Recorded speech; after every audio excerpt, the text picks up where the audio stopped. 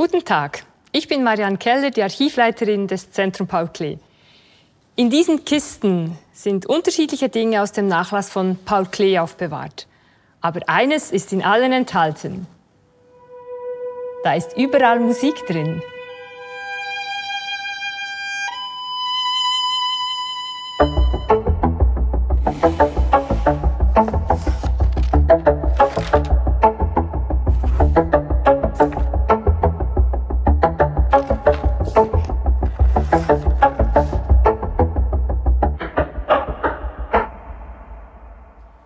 Hier spielt Paul Klee erste Geige in einem Streichquintett im Atelier seines Zeichenlehrers in München.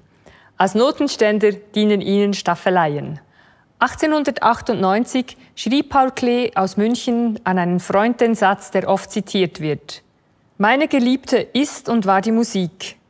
Und die ölriechende Pinselgöttin umarme ich bloß, weil sie eben meine Frau ist.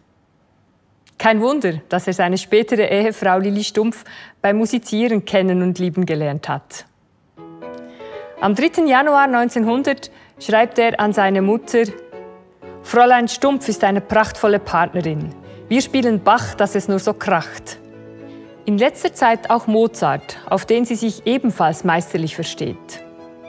Bach und Mozart. Damit sind seine beiden Lieblingskomponisten genannt. Paul Klee war Kind einer Sängerin und eines Musiklehrers und ein begabter Geiger. Schon mit 16 hat er in Bern im Orchester der Städtischen Musikgesellschaft gespielt. Zwischen 1901 und 1906 hat er sich so seinen Lebensunterhalt verdient. Wir haben hier ganze Kisten mit Musiknoten von Paul und Lili Klee. Und wir haben Paul Klees Geige, auf der er über 30 Jahre lang gespielt hat. Als er sie bei einem Händler entdeckt hatte, schrieb er an seine Verlobte: Leider hat sie keinen großen Ton, aber sonst eine wunderbare Seele, echte Testore. Eine fabelhaft leichte Ansprache. Kostet 300 Franken. Ich bin entschieden mit aller Macht in dieses Instrument verliebt. Auch dieser Brief wird darunter leiden, denn ich bin kaum imstande, von etwas anderem zu schreiben als von dieser Geige. Trotzdem stand für Paul Klee fest, dass er nicht Berufsmusiker werden wollte.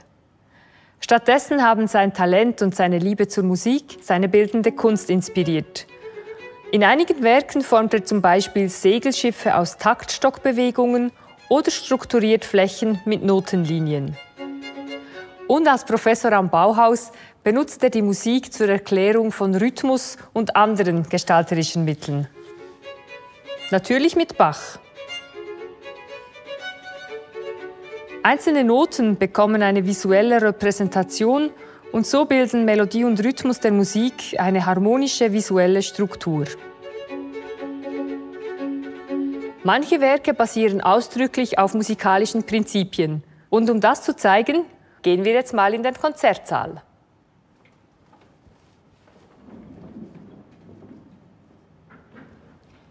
Dieses Werk heißt Polyphon gefasstes Weiß. Paul Klee hat hier also ausdrücklich musikalische Mehrstimmigkeit umgesetzt. Es überlagen sich transparente Farbschichten, analog zur Musik, wo sich mehrere Stimmen überlagern.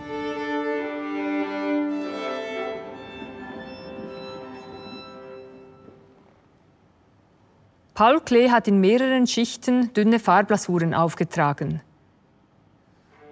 Vermutlich hat er mit einem Winkel in Rosa unten rechts begonnen, dann Blau oben links.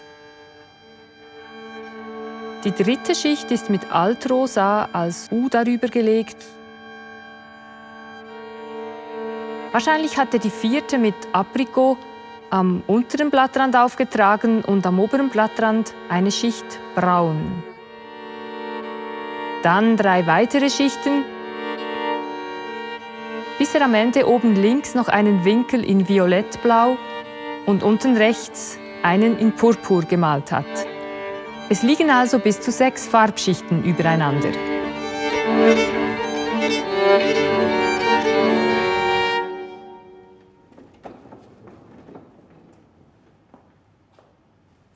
Paul Klees Schaffen ist also stark von der Musik inspiriert. Und sein Werk wiederum hat zahlreiche KomponistInnen zum Schaffen angeregt. Es gibt inzwischen mehrere hundert Musikkompositionen, deren Titel sich auf Gedanken oder Werke von Paul Klee beziehen. Sándor Veress zum Beispiel hat 1957 eine Hommage an Paul Klee komponiert, ein Stück für Klavier und Orchester. Und Harrison Birtwistle hat sich von der Zeichnung Konzert auf dem Zweig zu einem Stück inspirieren lassen. Paul Klee und die Musik sind eng miteinander verbunden. Und deswegen heben wir auch seine Noten weiterhin gut auf.